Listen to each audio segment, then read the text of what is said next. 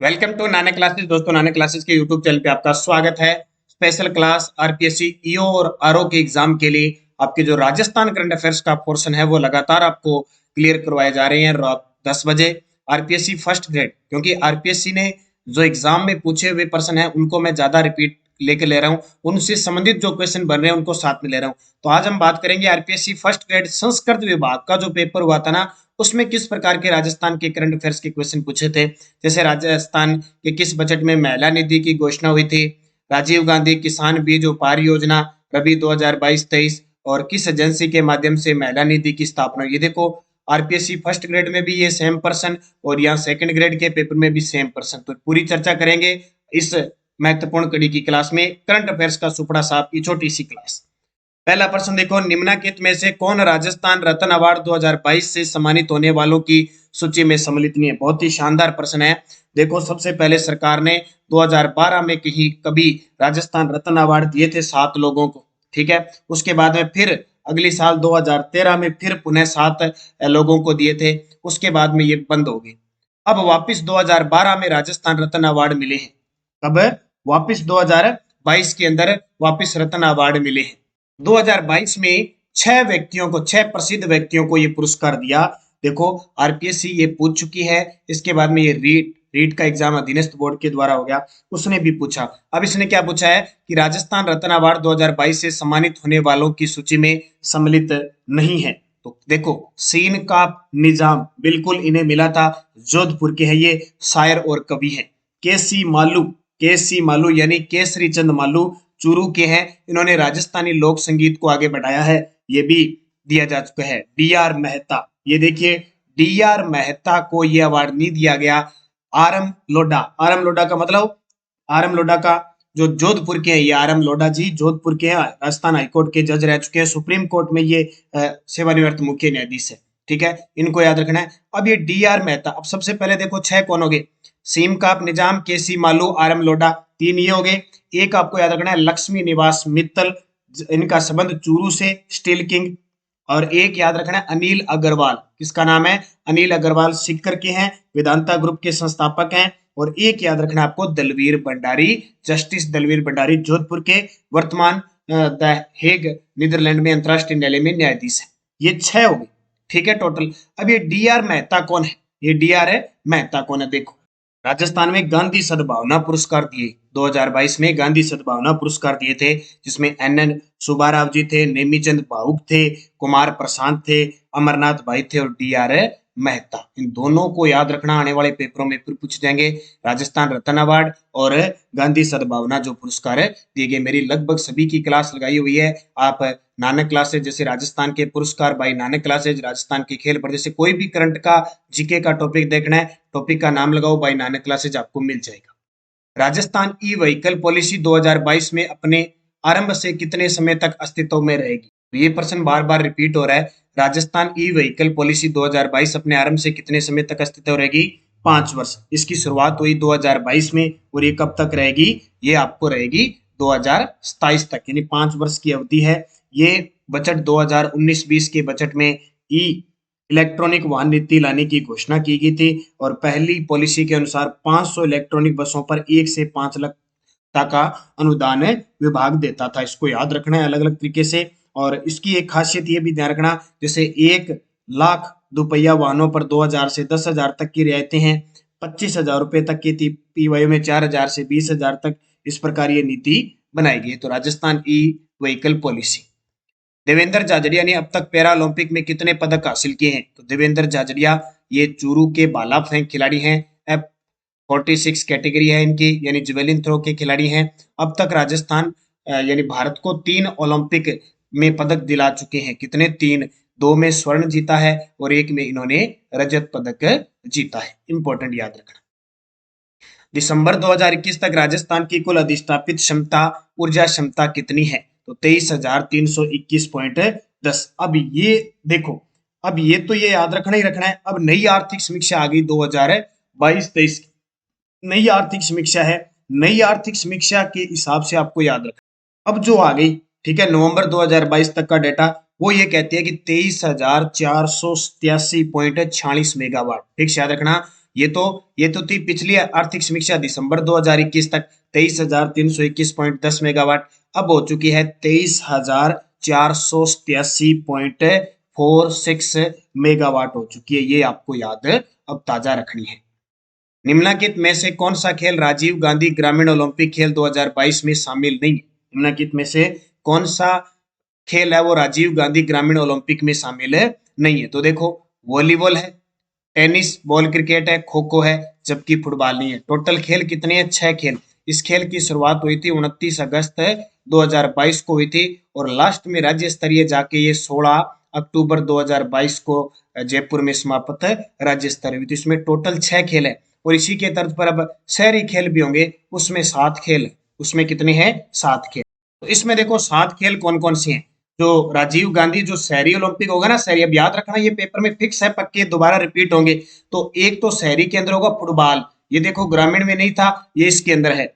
इसके अलावा फुटबॉल कौन खेलेंगे? केवल लड़के। एक खो खो होगा जो ग्रामीण में भी था, इसमें केवल लड़कियां खेलेगी। एक टेनिस बॉल क्रिकेट, ये यहाँ भी था और ये शहरी के अंदर भी है। एक वॉलीबॉल, ये ग्रामीण में भी था, शहरी में भी है। एक कबड्डी, ये भी ग्रामीण में था। और एक नया जुड़ा है इसमें एथलेटिक्स, ठीक है, एथलेटिक्स जुड़ा है इसमें नया। तो ये टोटल शहरी में कितने हो गए? 7 और इसके अंदर कितने हो गए? 6। तो इस 6 के अंदर ये फुटबॉल शामिल नहीं था और ये याद रखना आपको। और कौन सा शामिल नहीं था? एक एथलेटिक भी शामिल नहीं था।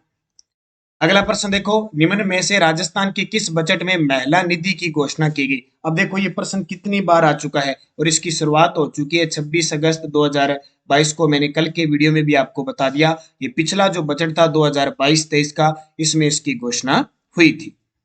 निम्नलिखित कथनों को ध्यान से पढ़ें। निम्नलिखित कथनों को ध्यान से पढ़ें। अब देखो ध्यान से पढ़ो। सतत विकास लक्ष्य 17 वैश्विक लक्ष्यों का एक संग्रह है। सतत विकास लक्ष्य भारत के राज्यों और केंद्र शासित प्रदेशों को 4 श्रेणियों में वर्गीकृत किया है: अचीवर, फ्रंट रनर, परफॉर्मर और एस्पिरेट। तो ये दोनों ही कथन क्या है? सही है। मैं आपको बता देता हूँ, सतत विकास लक्ष्य, इसमें आपको जिसको हम कहते हैं एसडीजी, ठीक है। 1.0 की रिपोर्ट में राजस्थान का कोटा जिला टॉप रहा था, 2.0 में झुंझुनू रहा था और 3.0 में जयपुर रहा था। 1.0 में झुंझुनू रहा था, 2.0 में कोटा रहा था, 3 पर। अब वर्तमान 3.0 है, उसमें जयपुर टॉप पे रहा है, ये आपको याद रखना है, ठीक है। तो इसका सही जवाब क्या हो जाएगा? 1 और 2 सही है। आईएसएफआर 2021 के अनुसार राजस्थान में वन का कुल कार्बन स्टॉक कितना है? ये सारे सेकंड ग्रेड के पेपर की चर्चा कर रहा हूं मैं आज। इसकी सेकंड ग्रेड के पेपर में जो क्वेश्चन पूछे गए थे उनकी चर्चा कर रहा हूं। तो इसका सही जवाब क्या हो जाएगा? 110.77 मिलियन टन। राजीव गांधी किसान बीज उपहार योजना रबी 2022-23 के संबंध में सही कथन का चयन कीजिए। तो देखो, यह योजना राजस्थान राज्य बीज निगम द्वारा क्रियान्वित की जा रही है, ये गलत है। प्रत्येक जिले में 111 किसानों को लॉटरी के माध्यम से उपहार दिए जाएंगे। तो ये ध्यान रखना है इसके अंदर, यह योजना राजस्थान राज्य बीज निगम द्वारा क्रियान्वित की जा रही है, कथन सही है, ये गलत है। 111 किसानों को लॉटरी का कोई मतलब नहीं है, ये गलत है। ये बिल्कुल पहला 1 नंबर सही है आपका, तो केवल कथन 1 सही है। राजस्थान राज्य के पशुपालक विभाग द्वारा गौवंश प्रजनन हेतु गोपाल कार्यक्रम राज्य के 10 दक्षिणी पूर्वी जिलों में किस वर्ष प्रारंभ हुआ था? तो इसका सही जवाब है 1990-91 में। ये सारे आरपीएससी सेकंड ग्रेड में पूछे गए हैं। कल मैं चर्चा करूंगा जो सीएटी में आए हुए हैं उनकी चर्चा करूंगा, उसके बाद में सेकंड ग्रेड में और आए हुए सबकी चर्चा करूंगा। 2011 की जनगणना के अनुसार राजस्थान के शहरी क्षेत्रों में महिला साक्षरता दर कितनी है? शहरी क्षेत्रों में तो 70.73। बहुत ही गहराई से प्रश्न है। वैसे शहरी क्षेत्रों में महिला साक्षरता, उत्तराखंड में आयोजित 48वीं junior boys national kabaddi championship में राजस्थान की टीम ने फाइनल में निम्नलिखित में से किस टीम को हराकर स्वर्ण पदक जीता? तो इसका उत्तर हो जाएगा हरियाणा। उत्तराखंड में आयोजित 48वीं junior boys national kabaddi championship में राजस्थान की टीम ने फाइनल में निम्नलिखित में से किस टीम को हराकर स्वर्ण पदक जीता? हरियाणा को। राजस्थान में निम्नलिखित में से किस एजेंसी के माध्यम से महिला निधि की स्थापना की गई? देखो, ये फर्स्ट ग्रेड और सेकंड ग्रेड में 4 बार प्रश्न आया और किसी ने बार बार इस प्रश्न को घुमाया है। तो इसका उत्तर हो जाएगा राजस्थान ग्रामीण आजीविका विकास परिषद, जिसको हम कहते हैं राजीविका, और उसकी ब्रांड एम्बेसडर है रूमा देवी।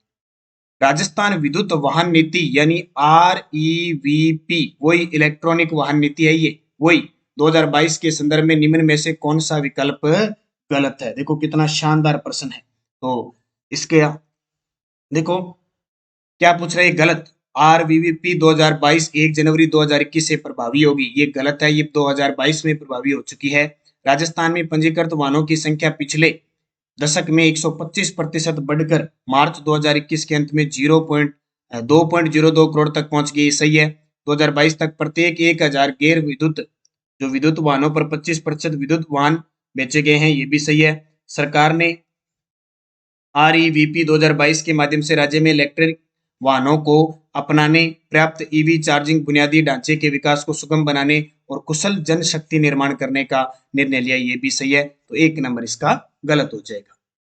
प्रधानमंत्री सूक्ष्म खाद्य उद्योग उन्नयन योजना के एक जिला एक उत्पाद के संदर्भ में निम्न में से कौन सा युग्म सुमेलित नहीं है? ये बहुत शानदार प्रश्न है। 33 के 33 जिलों का एक जिला एक उत्पाद है और मैंने आपको टेलीग्राम पे पूरी जो आर्थिक समीक्षा 2022-23 है उसकी फ्री पीडीएफ दे दी है। हमारी अभी बाजार में पुस्तक आ रही है, उसमें भी मैं आपको पूरी डिटेल के साथ उसमें डाल दूंगा। पूरी लिस्ट दी है 33 के 33 जिला उत्पादों की, जरूर देखें। तो इसका उत्तर हो जाएगा जयपुर नींबू, ये गलत। तो ये सारे याद रखने, जैसे जयपुर का ब्लू पोट्री और ज्वेलरी एंड जेम्स है, उसी प्रकार अलवर का प्याज हो गया, अजमेर का गुलाब हो गया, डूंगरपुर का आम हो गया। मैं पूरी लिस्ट आपको टेलीग्राम पे डाल दूंगा, वो आप जरूर देख लेना।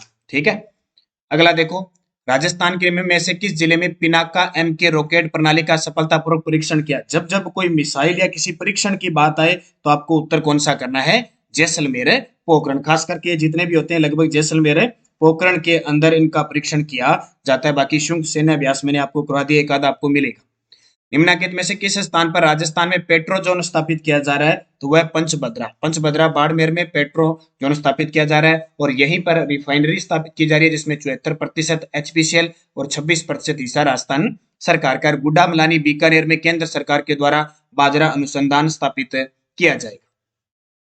2022 में आयोजित राष्ट्रीय खेल के 36वें संस्करण के संदर्भ में निम्नलिखित कथनों को ध्यान से पढ़ें। तो क्या कह रहा है कि राजस्थान ने कुल 49 पदकों के साथ 12वां स्थान प्राप्त किया। गलत है। जो 36वें राष्ट्रीय खेल हुए थे उसमें राजस्थान को 20वां स्थान मिला था।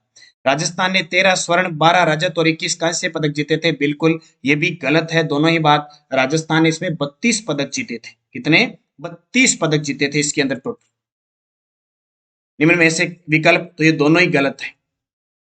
गाजी खां बरना को लोक संगीत के लिए संगीत नाटक अकादमी पुरस्कार 2018 से सम्मानित किया गया, वे निम्नलिखित में से किससे संबंधित है? गाजी खां बरना को लोक संगीत के लिए संगीत नाटक अकादमी पुरस्कार 2018 से सम्मानित किया गया। तो ये खड़ताल वादक। कौन है? गाजी खां बरना खड़ताल वादक।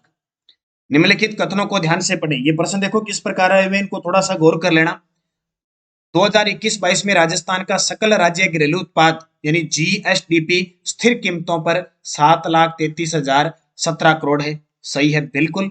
राजस्थान के जीएसवीए का स्थिर मूल्यों पर 2021-22 में क्षेत्रवार योगदान कृषि में 28.85, उद्योग में 26.34 और सेवाओं में 44.81% है। ये भी बिल्कुल दोनों ही कथन सही है। अब ईओआरओ का एग्जाम है, इसमें हो सकता है आपकी अब नई पूछ ले 22-23 की या पुरानी पूछ ले, हो सकता है आरपीएससी सीधा का सीधा प्रश्न ये पुट कर दे। तो ईओआरओ वाले ये आर्थिक समीक्षा के पीछे जो मुख्य वो के आंकड़े वो भी पढ़ के जाना। तो ये दोनों की दोनों पॉइंट क्या आपके सही है, दोनों पॉइंट सही है। ठीक है। तो ये इस सेकंड ग्रेड संस्कृत विभाग में 20 प्रश्न पूछे गए थे। मैं रोज कोशिश करूंगा आए हुए एग्जाम में प्रश्न बताऊं, उससे रिलेटिव आपको टेलीग्राम पे मैं चीजें डालता रहूं, और ताकि यहाँ बाकी जल्द ही हमारा डिजिटल पैनल तैयार हो रहा है। 1 अप्रैल से पूरी कोशिश रहेगी आपको बोर्ड के माध्यम से हर एक चीज से अवगत करवाया जाएगा। तो ये थी एक छोटी सी मुहिम सी क्लास। धन्यवाद। जय हिंद, जय भारत।